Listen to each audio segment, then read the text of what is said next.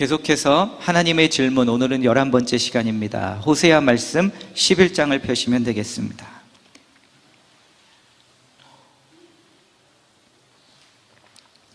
오늘은 11번째 시간인데요, 호세아 말씀 11장 1절부터 11절까지가 본문 말씀입니다. 오늘 함께 살펴보자고자 하는 질문은 내가 어찌 너를 놓겠느냐입니다. 오늘은 좀 길지만 제가 처음부터 끝까지 다 봉독해 드리도록 하겠습니다. 신약 성경 1266쪽에 있습니다. 이스라엘이 어렸을 때에 내가 사랑하여 내 아들을 애굽에서 불러냈거늘 선지자들이 그들을 부를수록 그들은 점점 멀리하고 바알들에게 제사하며 아로새긴 우상 앞에서 분향하였느니라. 그러나 내가 에브라임에게 걸음을 가르치고 내 팔로 안았음에도 내가 그들을 고치는 줄을 그들은 알지 못하였도다. 내가 사람의 줄 곧 사랑의 줄로 그들을 이끌었고 그들에게 대하여 그 목에서 멍에를 벗기는 자같이 되었으며 그들 앞에 먹을 것을 두었노라. 그들은 애굽 땅으로 되돌아가지 못하겠거늘 내게 돌아오기를 싫어하니 아수르 사람이 그 임금이 될 것이라. 칼이 그들의 성읍들을 치며 빗장을 깨뜨려 없이 하리니 이는 그들의 계책으로 말미암음이니라. 내 백성이 끝끝내 내게서 물러가나니 비록 그들을 불러 위에 계신 이에게로 돌아오라 할지라도 일어나는 자가 하나도 없도다. 에브라임이여 내가 어찌 너를 놓겠느냐. 이스라엘이여 내가 어찌 너를 버리겠느냐. 내가 어찌 너를 아드마같이 놓겠느냐. 어찌 너를 수보임같이 두겠느냐. 내 마음이 내 속에서 돌이키어 나의 국률이 온전히 불붙듯 하도다.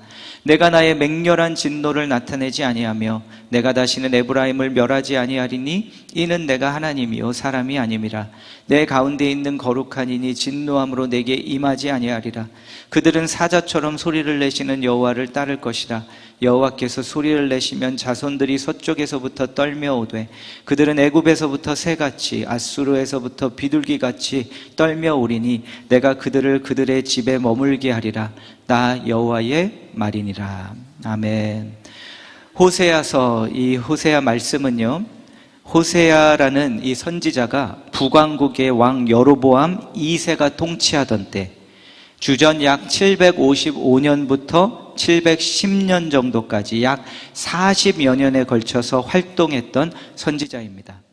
이때 북왕국은요, 이스라엘 북왕국은 역사상 최고의 경제적 그리고 정치적 번영을 누리고 있었던 때였습니다. 하지만 그와 반대로 이면에는 영적으로는 더 이상 내려갈 수 없는 암흑의, 최고의 암흑의 시간이었고요, 더 이상 내려갈 곳이 없는 타락한 그러한 시대이기도 했습니다. 얼마나 그 번영 가운데 타락을 했으면 하나님께서 선지자 호세아를 통해서 말도 안 되는 일을 하게 하시고 그 말도 안 되는 일을 통해서 하나님의 메시지를 전하게 하십니다. 그 말도 안 되는 일은 무엇이었냐면요, 고멜이라는 한 음란한 여인을 호세아 선지자에게 아내로 삼으라고 합니다.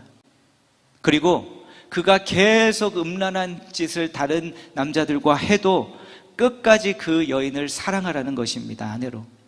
그런데 호세아서를 읽다 보면 가장 충격적인 장면 중에 하나가 뭐냐면 다른 남자를 쫓아갔습니다. 그리고 음란한 삶을 삽니다. 그런데 모든 면에서 이제 예속되어 있는 그 아내를 가서 호세아가 돈을 주고 지불하고 다시 사와야 되는 이런 일까지도 일어납니다. 그래서 호세아서를 읽어나가다 보면은요, 그런데 저는 의아스러운 부분이 하나 있었습니다. 그것은 뭐냐면요, 호세아서를 통해 드러나는 그 하나님의 변덕스러움입니다. 호세아서를 읽어나가면 하나님이 이랬다 저랬다 이랬다 저랬다 하십니다.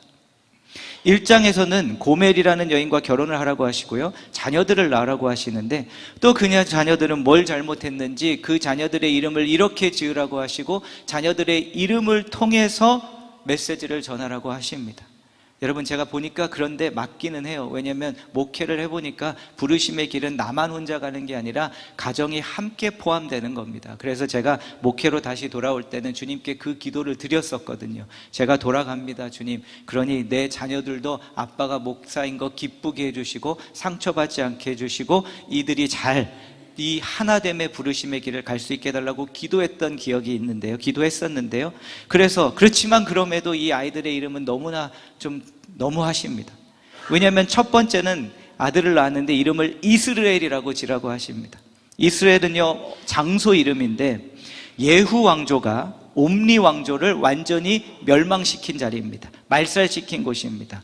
이 옴리 왕조의 가장 잘 알려진 왕은 아합 왕이고요. 그런데 예후 왕조는 지금 여로보암 2세가 예후 왕조입니다. 그러니까 너희 왕조가 그 옴리 왕조를 무너뜨린 것처럼 이스라엘이란 곳에서 너희들도 그렇게 될 거야. 그 이름을 통해 그 메시지를 전하십니다. 둘째는 딸을 낳는데요, 이름을 루하마라고 지라고 하십니다.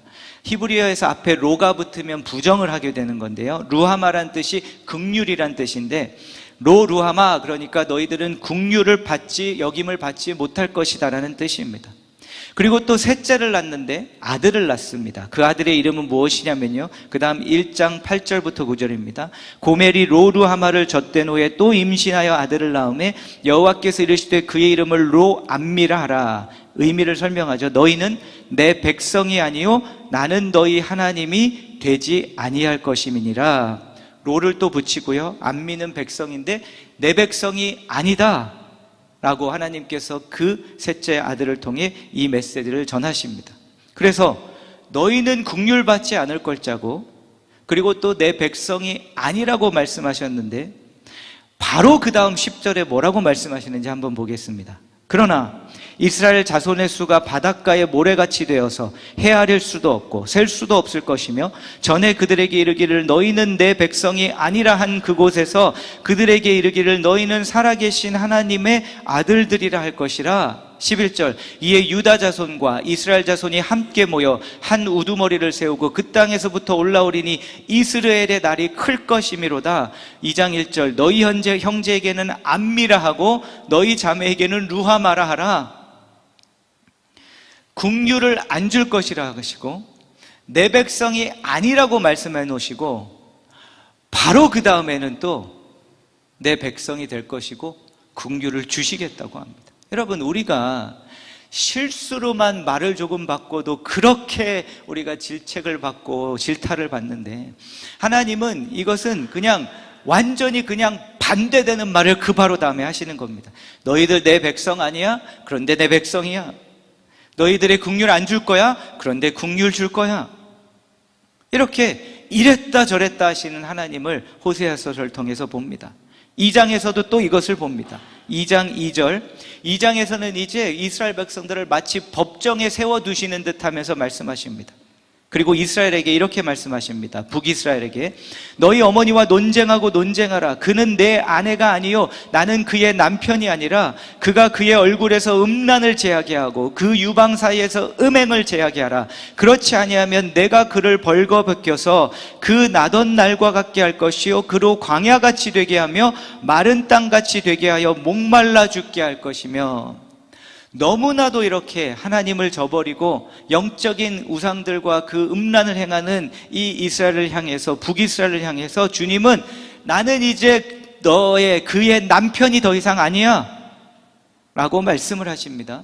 그리고 너희들을 광야같이 되게 할 것이라고. 그리고 나서 바로 또 호세아 2장에서는 또 이렇게 말씀하십니다. 14절, 그러므로 보라, 내가 그를 타일러 거친 들로 데리고 가서 말로 위로하고 거기서 비로소 그의 포도원을 그에게 주고 아골골짜기로 소망의 문을 삼아주리니 그가 거기서 응대하기를 어렸을 때와 애굽 땅에서 올라오던 날과 같이 하리라. 여호와께서 이르시되 그날에 네가 나를 내 남편이라 일컫고 다시는 내 바알이라 일컫지 아니하리라.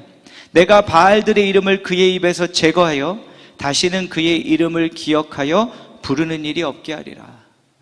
너희들을 광야같이 만들어버려서 광야에서 다 메말라 죽게 할 것이라고 하시고는 또 다시 돌아서서 바로 광야로 데려가서 위로해 주시겠답니다. 더 이상 나는 그의 남편이 아니라 해놓으시고는 또 바로 그 다음 호세아 2장에서는 너희들이 나를 다시 내 남편이라고 말할 거야. 그리고 나는 너희들의 남편이 될 거야. 이렇게 말씀하십니다. 이랬다 저랬다 이렇게 변덕스러운 모습을 자꾸 보여주십니다. 이 하나님의 변덕스러움은 오늘 본문에서도 계속됩니다. 호세아 11장 오늘 본문 말씀을 보면 이것도 두 부분으로 나눠집니다. 상반부는요, 1절부터 7절까지의 메시지는 이겁니다. 너희들은 정말 배은망덕한 자들이다. 왜 그런지 보실까요? 왜냐하면 1절, 2절 어렸을 때에 이스라엘이 내가 사랑하여 내 아들을 애굽에서 불러냈거늘 선지자들이 그들을 부를수록 그들은 점점 멀리하고 바알들에게 제사하며 아로새긴 우상 앞에서 분향하였느니라. 어미가 자식을 낳는 것처럼 내가 너희들을 낳았는데, 내가 너희들을 사랑해서 출애굽시켰을 때는 내가 너희를 내 영적인 자녀들로 낳았는데, 그럼에도 불구하고 너희들은 돌아가서 나를 멀리하고 바알들에게 제사하고 우상 앞에서 분향했다고. 너희들은 배은망덕한 자들이라고.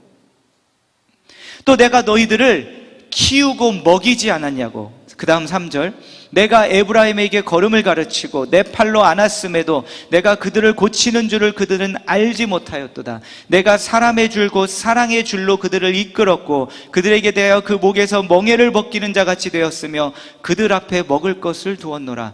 내가 너희를 키우고 먹였는데 누구처럼? 좋은 아빠처럼. 여러분, 물론 아기들이, 어린 아이들이 엄마에게도 달려가서 엄마도 이렇게 픽업을 하고 돌려주기도 하지만 우리가 그 아기가 달려가는 모습을 볼 때 누구를 상상합니까? 아빠를 상상하죠. 그래서 그 큰 아빠의 품에 딱 안겨서 아빠가 이렇게 아장아장 걸어가는 거 도와주고 안아주고 돌려주고 하는 그 아빠처럼, 아비처럼 내가 너희들을 키우고 먹였는데 너희들은 그것을 다 잊어버리고 나를 저버렸다고. 그렇기 때문에 너희들에게는 어떤 일이 일어날 것이냐면 아수르 사람이 그 임금이 될 것이라. 그 다음 5절, 그리고 그 이유는 너희들이 심판을 받을 것이라고. 칼이 그들의 성읍들을 치며 빗장을 깨뜨려 없이 하리니 이는 그들의 계책으로 말미암음이니라. 너희들이 심판을 받는 이유는 너희들 때문이라고. 돌아오려고 하지 않고 나를 저버렸기 때문에. 그래서 내가 어떻게 할 것이냐면 그 다음 7절, 내 백성이 끝끝내 내게서 물러가나니 비록 그들을 불러 위에 계신 이에게로 돌아오라 할지라도 일어나는 자가 하나도 없도다. 좀 애매하죠, 무슨 의미인지. 그런데 NIV 성경을 보시면 뭐라고 지금 번역을 하고 있냐면 Even though they call me God most high, I will by no means exalt them. 나를 부를지라도 내가 쳐다보지도 않을 것이다. 그래서 어떤 다른 번역은 그들 모두가 지극히 높은 이를 소리내 부른다 하더라도 그가 그들을 일으켜 세우지 않을 것이다. 더 이상 그 아빠처럼 내가 들어서 픽업해서 너희들을 세워주고 넘어졌을 때 다시 일으켜 세워주시고 무릎을 닦아주지 않을 것이다. 이렇게 말씀하십니다. 그런데 또 그 다음 8절을 보면 또 이 하나님은 변덕스럽게 금세 또 말을 바꾸시고 이렇게 말씀하십니다. 에브라임이여, 북이스라엘입니다. 내가 어찌 너를 놓겠느냐? 내가 어찌 너를 버리겠느냐? 내가 어찌 너를 아드마같이 놓겠느냐? 어찌 너를 스보임같이 두겠느냐? 내 마음이 내 속에서 돌이키어 나의 긍휼이 온전히 불붙듯 하도다. 아드마와 스보임은 소돔과 고모라와 함께 멸망된 곳입니다. 그 비슷한 지역입니다. 좀 전에 바로 붙들어 주지도 않을 것이라고 해놓고선 또 다시 돌아서서 어찌 내가 너를 버리겠냐고, 내 마음에 너를 향한 긍휼이 불탄다고 말씀하십니다. 9절, 내가 나의 맹렬한 진노를 나타내지 아니하며 내가 다시는 에브라임을 멸하지 아니하리니 이는 내가 하나님이요 사람이 아님이라. 내 가운데 있는 거룩한 이니 진노함으로 내게 임하지 아니하리라. 심판받도록 두겠다고 하시고는 이제는 내가 너희에게 진노가 아니라 내가 정말 너희들에게 진노함으로 임하지 않을 것이라고 또 말을 바꾸십니다. 너희들은 끝끝내 나를 돌아섰는데, 내게서 물러갔는데 나는 그런데 이렇게 할 것이야. 10절, 그들은 사자처럼 소리를 내시는 여호와를 따를 것이라. 여호와께서 소리를 내시면 자손들이 서쪽에서부터 떨며오되 그들은 애굽에서부터 새같이 아수르에서부터 비둘기같이 떨며오리니 내가 그들을 그들의 집에 머물게 하리라. 나 여호와의 말이니라. 내가 너희들을 돌아보지도 않을 것이고 이제 부르지도 않을 것이야 하시면서는 돌아서서는 내가 부를 것이고 너희들이 내 소리를 듣고 나에게 다시 돌아올 것이라고. 맹렬한 나의 진노가 아니라 나의 격렬한 사랑을 너희들에게 줄 것이라고. 왜 이리 하나님께서는 이랬다 저랬다 하시는 걸까요? 호세아서를 읽으면서 참 이 흐름이 저는 너무 좀 의아했습니다. 차라리 앞부분과 뒷부분을 반으로 딱 잘라서 앞에서는 다 진노 얘기하시고 뒤에 가셔서는 이제 이러한 말씀을 해주시면 그나마 이해가 되겠는데 1장서부터 좀 전에 이랬다고 하고 막 음란하다고 막 이렇게 해놓으시고 긍휼 안 준다고 했다가 긍휼 줄게, 내 백성 아니야 해놓고 바로 내 백성이야. 하나님은 이랬다 저랬다 하시는 변덕스러운 분이신가요? 아니면 심판을 말씀하시고 후반부까지 기다리시지 못하는 하나님의 그 모습을 통해서 우리에게 혹시 말씀하시고 싶은 한 가지가 있는 걸까요? 너무나도 절실하게, 혹시라도 내가 늦게 얘기하면 늦을까봐 어떻게 해서든 바로 절실하게 하나님께서 이들에게 말씀하시고 싶은 그것이 무엇일까요? 난 변하지 않았다.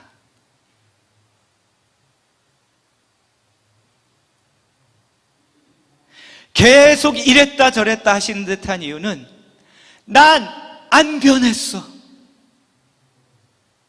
이것을 기다리지 못하고 말씀하시기 위하여. 모든 것이 바뀌었느냐? 나는 안 바뀌었다. 상황이 다 악화되었느냐? 그래도 나는 안 바뀌었다. 너를 향한 나의 사랑은 조금도 안 바뀌었다고.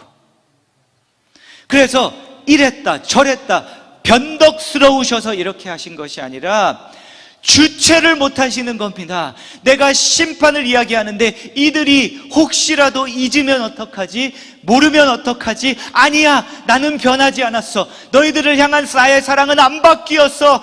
조금도 바뀐 게 없어. 그래서 하나님께서 이렇게 자꾸 이랬다 저랬다 하시면서 말씀하시고자 하는 것이요, 오늘 대지를 보시면 이것입니다. 하나님은 변하지 않으셨다는 것을, 이것을 말씀해 주시기 위해서 이 변덕스러움, 전 이런 생각도 들어요. 아니 하나님께서 좀 그렇게 자꾸 왔다 갔다 하시면 하나님인데 체면이 있지. 아니 심판하겠다고 하면 좀 진짜 제대로 심판 다 끝날 때까지는 아무 말도 하지 말아 보시지. 아니 칼을 뽑으셨으면 일단 무 한쪽이라도 썰고 그 다음에 나중에 가서 그래 내 마음 진심은 이거였어 이러시지. 그래가지고 하나님을 누가 리스펙하겠습니까? 그래도 하나님은 괜찮으시답니다. 나는 어떻게든 안 변한 거를 전하고 싶으시답니다.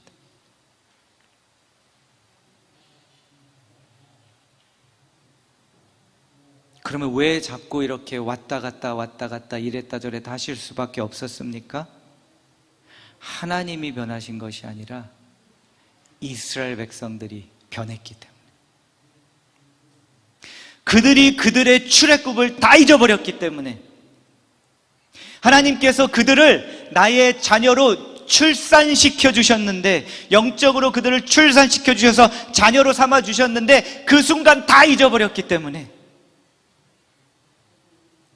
광야로 인도해 주셔서 약속의 땅에 들어가게 해주시고 젖과 꿀이 흐르는 땅을 주셨는데 그들이 변해버렸기 때문에, 그래서 그 앞부분의 심판에 관한 말씀은 하나님이 변하셔서 하신 말씀이 아니라 그들이 변했기 때문에 어쩔 수 없이 하실 수밖에 없는 말씀이었던 겁니다.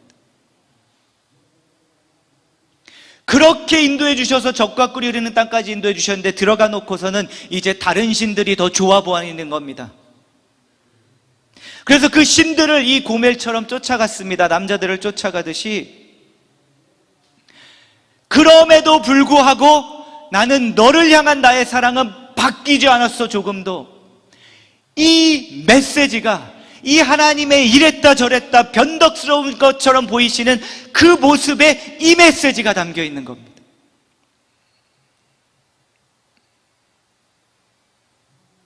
여러분, 여러분의 신앙이 좀 달라지셨습니까? 예전과 달리? 그 열정이 더 이상 내 안에 없고 사라졌습니까? 섬김에 더 이상 은혜가 느껴지지 않고 인내할 수 있던 이들을 더 이상 인내하지 못하십니까?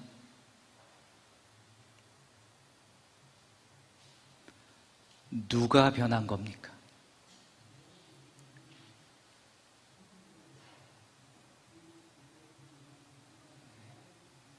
내 상황이 변해서요? 하나님이 예전처럼 나와 가까이 안 해주시기 때문에? 누가 변한 겁니까?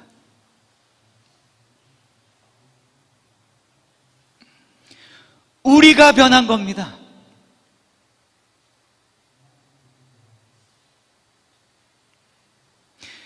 주님이 처음 나를 영적 출애굽시키셔서 은혜를 받고 기뻤을 때는 내가 주일을 할 때 어디 보이지 않는 곳에서 뒷줄에 서서 하고 아무도 나를 알아주지 않아도 기쁨으로만 가득했는데 이제는 뭐 하나 하면 나 앞줄에 안 세우고 가운데 안 세우면 화가 납니다.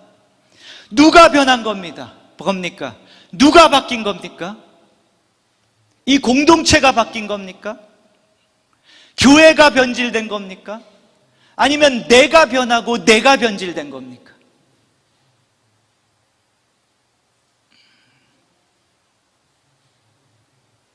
그럼에도 주님은 그럴지라도 난 안 변했다. 너를 향한 내 사랑은 조금도 바뀌지 않았다.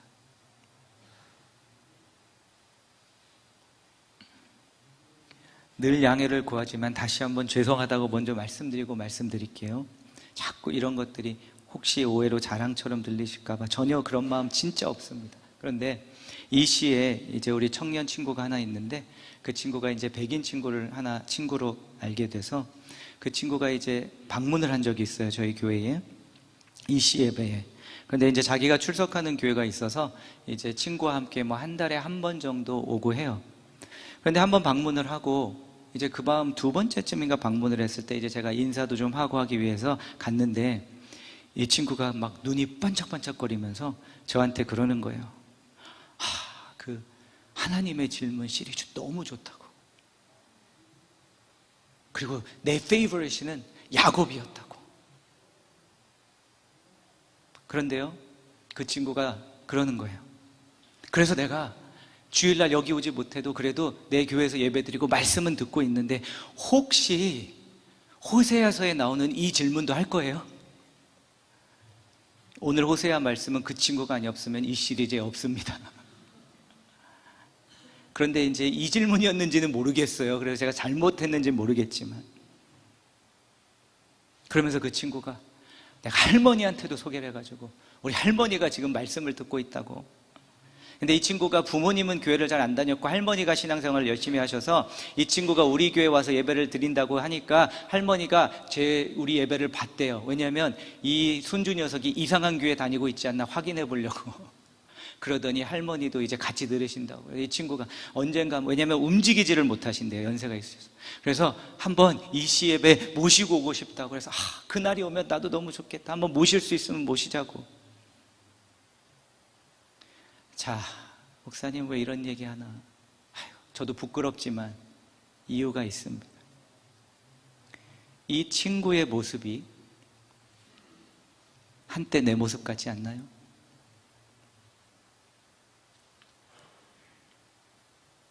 이것 때문에 말씀드린 겁니다. 이 친구처럼 말씀이 꿀송이처럼 달 때가 있지 않았었나요? 한 주 한 주 기대가 되었던 때가 있지 않았었나요? 감격만 넘치던 때가 있지 않았었나요? 무엇을 하든지. 그런데 이제는 인내하지 못하고 나를 자꾸 화나게 하는 사람만 많고, 교회에서도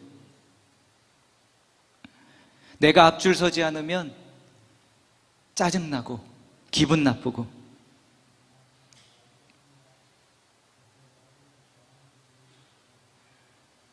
누가 변한 겁니까? 누가 변한 겁니까?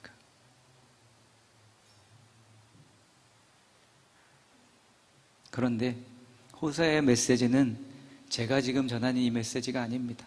그럼에도 호세아는 주님께서 뭐라고 말씀하시냐면, 변하고 나서 한번 내가 다시 고려해 볼 게가 아니라, 좀 그래서 정신 차리면 내가 한번 고려해 볼게, 다시 받아줄지가 아니라, 호세아의 우리를 향한 메시지는 딱 이거 하나입니다. 6장 1절, 오라 우리가 여호와께로 돌아가자. 여호와께서 우리를 찢으셨으나 도로 낫게 하실 것이요, 우리를 치셨으나 싸매어 주실 것이라. 여호와께서 이틀 후에 우리를 살리시며 셋째 날에 우리를 일으키시리니 우리가 그의 앞에서 살리라. 딱 이거 하나입니다.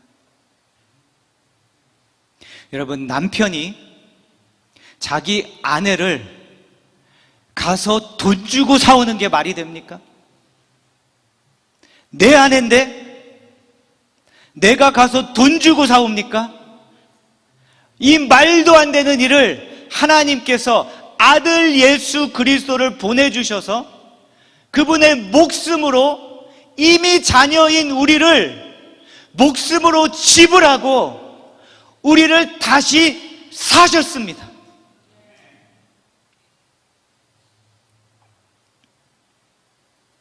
호세아에게 이렇게까지 하라고 하신 이유는 이 속량의 복음을 성경에 새겨 놓으시고, 예수 그리스도가 십자가에서 우리를 위해 죽으셨을 때 그 속량의 사건을 보고 이것이 어떤 사건이었는지를 우리가 이해할 수 있도록, 그냥 나 사랑해요 정도가 아니라 음란한 나를, 사단에게 빼앗겨 있는, 예속되어 있는 나를 당신의 자녀임에도 불구하고 돈을 주고 사오는 것처럼 아들을 죽이심으로 지불하고 사오셨다는 것.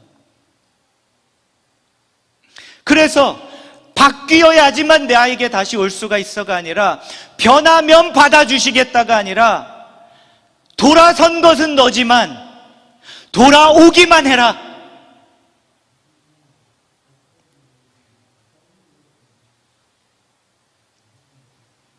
여러분, 큐티 하십니까? 큐티가 뭡니까? 말씀 읽고 뭔가 내가 느끼고 새로운 것을 발견해서 내 묵상이 이 정도로 깊네? 이거 확인하는 자리입니까? 참 저는 부끄럽게 그렇게 묵상을 한 적도 있었어요. 큐티는 뭐냐면, 저도 구원을 받았음에도 주님께 계속 돌아가지 않으면 내 안에서 나도 하루도 놓치면 변질되고 변화되는 것을 내가 너무 절실히 이제 깨달았기에 하루라도 어떻게든 빠짐없이 돌아가 보려고 하는 것이 큐티입니다. 안 돌아가면 내가 변질되고 변화되기 때문에.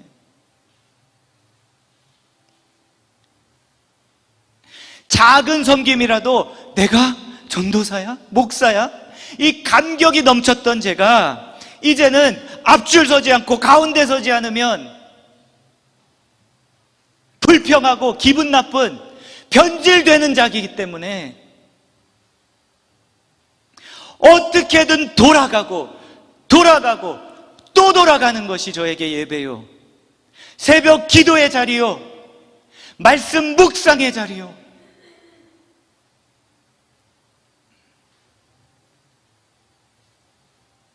안 돌아가면 변질되니까.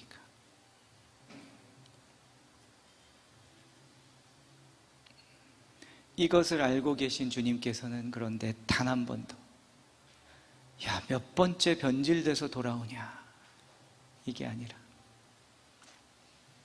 또 돌아왔느냐? 잘 왔다, 잘 왔다. 오늘 돌아오신 분 계십니까? 잘 돌아오셨습니다. 오늘 돌아가야 하실 분이 계십니까? 돌아가십시오. 주님께, 주님께.